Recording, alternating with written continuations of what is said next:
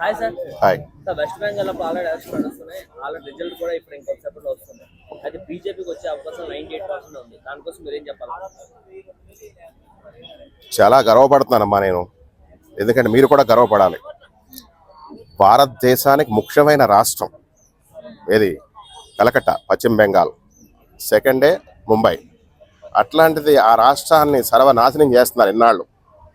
ఎవరి కాళ్ళు వచ్చేసి పాపం అక్కడ భారతీయులు, హిందువులు ముస్లిమ్స్ ఆ పక్కన పెడదాం, భారతీయులుగా బతకడానికి ఆ రాష్ట్రంలో చాలా కష్టమైపోతుంది.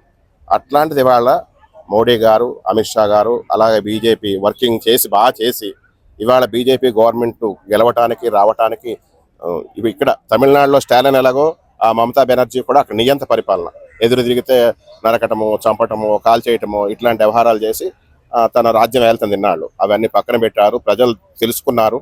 ఇంకోటి ఏంటంటే మన ఇక్కడి నుంచి మిలిటరీ, సిఆర్పిఎఫ్ వెళ్ళి ప్రజలకు స్వేచ్ఛ కల్పించారు. అంతకుముందు ఎప్పుడు కూడా పశ్చిమ బెంగాల్లో 50-60% తప్ప 90% ఓటింగ్ జరగల. స్వేచ్ఛ కల్పించారు కాబట్టి మీకు వాటర్ బూతుల దగ్గర చూసుకోవచ్చు, క్యూలు కట్టారు, వేల మంది క్యూలు కట్టి అందరూ స్వచ్ఛగా వచ్చి ఓట్లు వేశారు.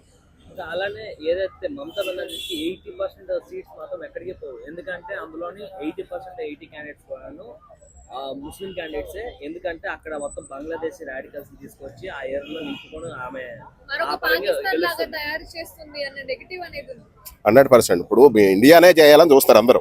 ఇప్పుడు కాంగ్రెస్ గవర్నమెంట్ ఎగ్జాంపుల్ చెప్తున్నా, నేను కాంగ్రెస్ గవర్నమెంట్కి నవీన్ యాదవ్ అనే అతనికి ఓటేశాను. ఎందుకంటే లోకల్ ఫ్రెండ్షిప్ బాధ్యత కాబట్టి. కానీ కాంగ్రెస్ అనేది భారతదేశంలో భూస్థాపితం అయిపోవాలి. కారణం ఏంటంటే వీళ్ళని ఒక మత శక్తుల్ని విదేశాలు, అప్పుడు బంగ్లాదేశ్ నుంచి కానీ పాకిస్తాన్ నుంచి కానీ ఈ రోంకియో గ్యాంగ్లు దించి ఎక్కడెక్కడ కూడా మన హైదరాబాద్లో లక్షల్లో ఉన్నారు జనాభా. వాళ్ళు ఓల్డ్ సిటీలో కానీ లింగంపల్లిలో కానీ అక్కడక్కడ వీళ్ళని ఏంటంటే ఇక్కడి నుంచి తరిమేయాలి.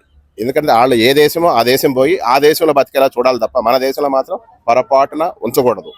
ఎందుకంటే చెప్పినట్టు ఏదైతే మన దేశం ఉంచుతాం, కానీ ఆల్రెడీ ఎప్పుడైతే బీజేపీ గెలుస్తుందని తెలిసిన వెంటనే అక్కడున్న ఏది బంగ్లాదేశ్ రాడికల్స్ ఆల్రెడీ మన హైదరాబాద్ లో కానీ లేదా వేరే ఇతర స్టేట్ లో కూడా వెళ్ళిపోయి అక్కడ ఉండడానికి అయితే ఏర్పాటు చేసుకున్నారు. ఆల్రెడీ వస్తున్నారు డైలీ.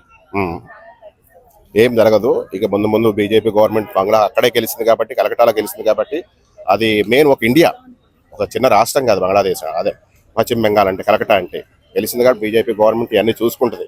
ఎందుకంటే అస్సాము, పాండిచేరి అక్కడ కూడా గెలిచారు. వీళ్ళందరి మీద ఇప్పుడు చాలా సీరియస్గా తీసుకుంటారు. హిందూ ముస్లిమ్స్ కాదు, ఎవరికైనా చెప్తాను, మీకు భారతదేశం మీద అభిమానం ఉంటే భారతదేశంలో ఉండండి. లేకపోతే మీకు పాకిస్తాన్ ఇష్టం ఉంటే పాకిస్తాన్ వెళ్ళిపోండి, బంగ్లాదేశ్ ఇష్టం ఉంటే బంగ్లాదేశ్ వెళ్ళిపోండి. అంతేగాని ఇక్కడుండి మత ద్రోహులు, దేశానికి ద్రోహం మాత్రం తలపెట్టకండి.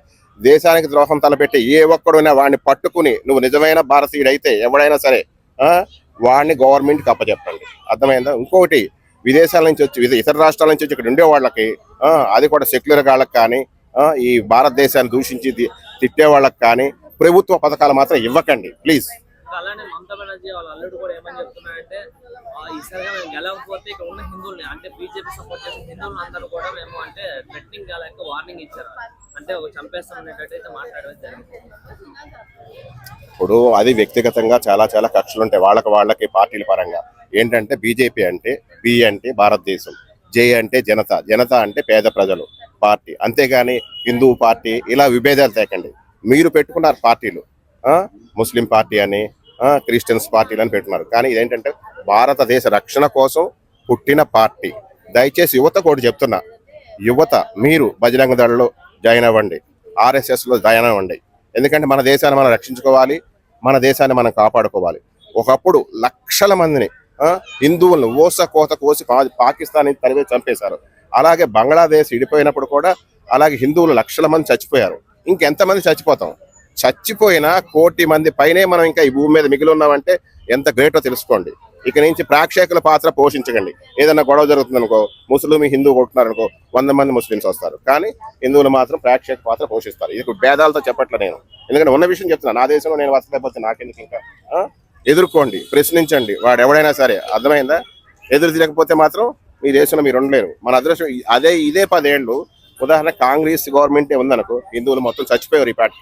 అదొకటి తెలుసుకోండి. అర్థమైందా? ఇట్లాంటి గ్యాంబ్లింగ్ రాజకీయాలు చేయకండి. నాకేదో పార్టీలో ఉండాలి, బీజేపీలో సీట్ రాదు, నేను కాంగ్రెస్లో ఉంటాను, ఇట్లా కాదు. అందరూ ఒకటి రండి, బీజేపీలో ఉండండి, బీజేపీని గెలిపించండి, భారతదేశాన్ని రక్షిస్తుంది.